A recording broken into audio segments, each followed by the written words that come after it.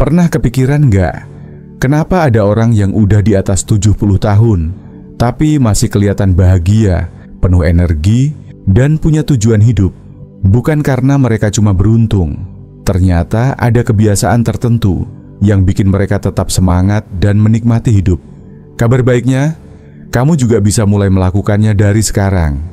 Di video ini, kita bakal bahas 6 kebiasaan sehari-hari yang sering dilakukan oleh orang-orang yang tetap bahagia di usia senja. Kebiasaan ini sederhana, tapi punya efek luar biasa buat pola pikir, hubungan, dan kesehatan secara keseluruhan. Kalau kamu merasa hidup terasa monoton atau ingin menambah lebih banyak kebahagiaan dalam keseharian, jangan kemana-mana. Bisa jadi, kamu akan menyadari kalau kebahagiaan itu bukan sekadar sesuatu yang datang sendiri, tapi sesuatu yang bisa kita ciptakan, satu kebiasaan demi satu kebiasaan. Dan kalau ternyata kamu udah melakukan beberapa di antaranya, keren! Artinya, kamu udah ada di jalur yang tepat. Tapi siapa tahu, ada kebiasaan yang bakal bikin kamu berpikir, wah, ini menarik. Jadi, yuk kita mulai. Nomor 1. Mereka memulai hari dengan tujuan. Pernah nggak sih ngerasain hari yang kayak nggak ada arahnya? Bangun pagi, nggak tahu mau ngapain, terus tiba-tiba udah malam aja. Nah, orang-orang yang tetap bahagia di atas 70 tahun nggak menjalani hari mereka kayak gitu. Mereka bangun dengan sesuatu yang mereka nantikan. Entah itu merawat tanaman, bikin secangkir kopi sambil baca koran, atau sekadar menelepon orang tersayang. Punya tujuan di pagi hari bisa bikin mood seharian lebih baik.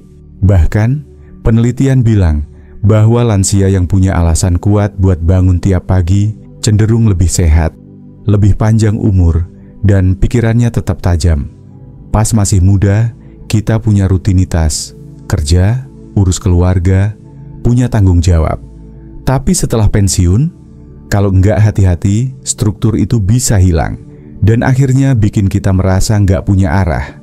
Makanya orang-orang yang tetap bahagia di usia tua menciptakan tujuan mereka sendiri.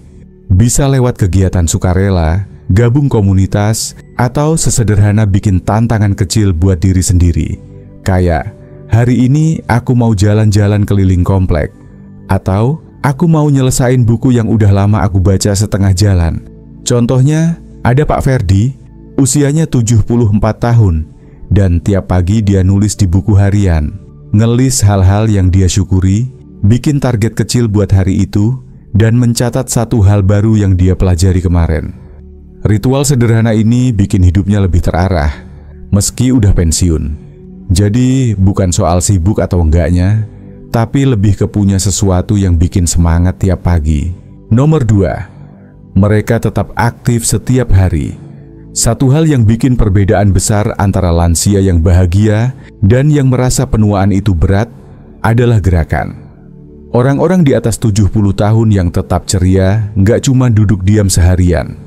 Mereka tetap aktif, entah itu jalan-jalan sebentar, peregangan ringan, atau sekadar berkebun.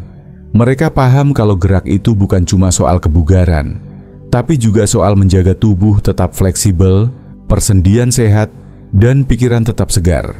Nggak perlu ke gym atau lari maraton kok. Yang penting, konsisten. Gerakan kecil tiap hari bisa bikin tubuh lebih kuat, keseimbangan lebih baik, dan risiko jatuh lebih rendah. Dan yang seru, aktivitas fisik itu nggak harus terasa kayak olahraga. Menari di dapur, main sama cucu, atau nyapu halaman pun bisa dihitung sebagai aktivitas fisik. Contohnya, ada Bu Desi, 78 tahun. Dia nggak pernah ikut olahraga berat, tapi tiap pagi dia selalu jalan kaki sama tetangganya. Mau hujan, mau cerah. Buat dia, ini bukan cuma soal gerak, tapi juga ngobrol, hirup udara segar, dan bikin mood bagus buat sepanjang hari. Ketika tubuh kita bergerak, pikiran pun ikut lebih aktif. Itulah salah satu rahasia kebahagiaan setelah usia 70 tahun. Nomor 3. Mereka menjaga koneksi sosial. Salah satu hal paling penting buat kebahagiaan di usia lanjut adalah tetap terhubung dengan orang lain. Setelah 70-an, lingkaran sosial bisa berubah. Teman-teman pindah, keluarga sibuk, Interaksi yang dulu sering terjadi jadi makin jarang. Tapi lansia yang tetap bahagia nggak membiarkan diri mereka kesepian. Mereka aktif mencari teman ngobrol, tetap berhubungan dengan orang tersayang, dan bergabung dalam komunitas yang bikin mereka merasa dihargai. Kesepian bukan cuma bikin hati sedih, tapi juga bisa berdampak buruk ke kesehatan. Studi menunjukkan bahwa isolasi bisa meningkatkan risiko penyakit jantung, demensia, dan bahkan memperpendek usia. Sebaliknya, lansia yang punya hubungan sosial yang kuat cenderung lebih sehat dan lebih bahagia. Banyak cara buat tetap terhubung. Bisa sering telepon teman lama, gabung ke klub atau komunitas, atau bahkan pakai teknologi buat ngobrol sama keluarga yang jauh. Contohnya, ada Pak Rizky, 82 tahun. Setelah istrinya meninggal, rumahnya jadi terasa sepi. Tapi dia nggak mau larut dalam kesedihan. Akhirnya, dia gabung ke klub catur lokal. Dan sekarang tiap minggu dia punya jadwal main bareng teman-teman barunya. Hal sederhana ini bikin hidupnya lebih berwarna, pikirannya tetap tajam, dan hatinya lebih tenang. Intinya, tetap aktif secara sosial itu bukan cuma buat menghindari kesepian, tapi juga buat menjaga kebahagiaan, merasa punya tujuan, dan tetap merasa connected dengan dunia. Nomor 4, mereka menjaga pikiran tetap aktif setiap hari. Pernah dengar pepatah, gunakan atau kehilangan? Nah, itu juga berlaku buat otak kita.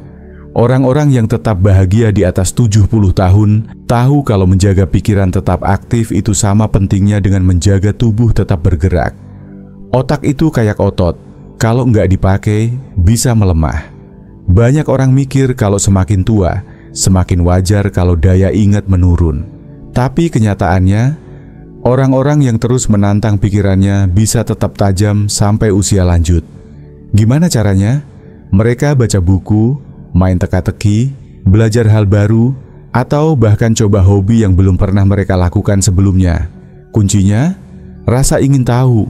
Mereka nggak pernah berhenti belajar. Bisa tentang sejarah, budaya lain, atau bahkan belajar main alat musik.